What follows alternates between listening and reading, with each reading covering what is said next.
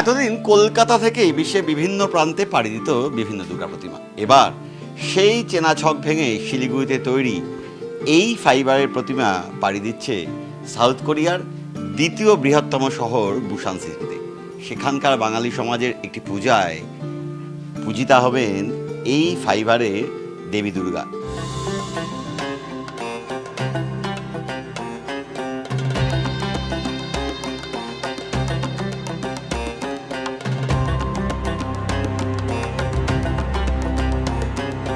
65 kilogram wait এবং উচ্চতায় প্রায় 4.5 ফিট। শিলিগুড়ির সঞ্জীব সাহা প্রায় 3.5 মাস ধরে এই প্রতিমা বানিয়েছেন। সাধারণত দুর্গা প্রতিমা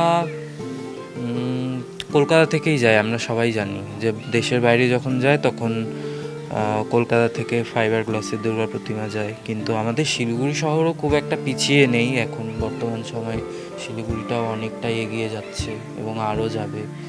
আমাদের শিলিগুড়ি শহর থেকেও বিভিন্ন রকম মূর্তি মডেল এ সমস্ত যায়, এর আগেও গেছে, তবে দুর্গা প্রতিমা এটা ফার্স্ট টাইম যাচ্ছে। ফাইবারের তৈরি। ফাইবারের কিভাবে যাবে? এটা যাবে আমরা এখানে শিপিং এর মাধ্যমে ব্যবস্থা করছি। কবে পৌঁছাবে? পৌঁছতে প্রায় 1.5-2 মাস ধরে নিতে হবে। কতদিন লাগলো বানাতে? বানাতে প্রায় 3.5 মাসের মতন সময় তো লেগেছে, 3.5 মাসের বেশিই হবে।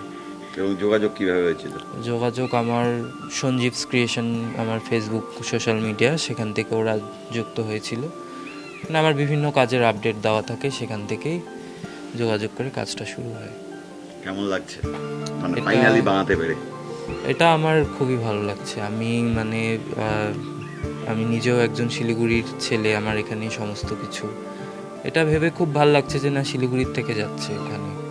এতদিন তো অন্যান্য জায়গা থেকে গেছে, শিলিগুড়ির থেকে যাচ্ছে, এটা ভেবেও খুব ভালো লাগছে। আর আমি নিজে সেই কাজটা করছি, এটা আমার অনেক বড় একটা পাওয়া, এটা প্রাপ্তি একটা। ছোট থেকে এই কাজটা করো ভালোবাসায়? ছোটবেলা থেকেই করছি, ছোটবেলা থেকে এটা আমার ভীষণ পছন্দের আর অনেক ভালোবাসার কাজ আর কি।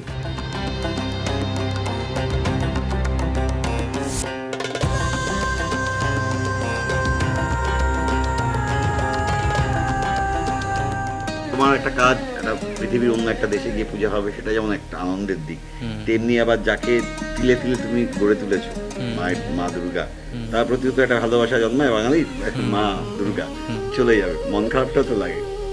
একটা দেখুন, এতদিন ধরে একটা আগলে রাখা, আর আমরা যে কোনো কাজই করি না কেন, আমরা যারা ভালোবাসা ছাড়া হয় না। শিল্পী, আমাদের মধ্যে যাদের মানে এই শিল্প সত্তা আছে, তারা নিজেদের সন্তানের মতন করে লালন পালন করে। আমাদের খাওয়া দাওয়ার সময় থাকে না আমরা যখন কাজ করি, আমরা সমস্ত কাজ ছেড়ে একদিকে ছেড়ে দিই। আমাদের এই কাজগুলো আমাদের মেইন হাইলাইট থাকে যখন কাজ থাকে। এটা একটা খারাপ লাগার বিষয় যে এতদিন সাথে থাকা, একটু একটু একটু একটু করে করা, সমস্ত কিছু দেখা, নিজের হাতে সমস্ত করা, এগুলো একটু খারাপ লাগে। কারণ আর তো মানে সামনে থেকে কখনো দেখা হবে না। তবে আবার আনন্দের জায়গাটাও আছে, যেরকম একটা মানে এটা একটা মানে বিশ্বের একটা দরবারে, যেহেতু এই জায়গা থেকে একটা আনন্দের বিষয়। ক্যামেরা দীপায়নের সঙ্গে প্রসেনজিৎ, টিভি9 বাংলা, শিলিগুড়ি।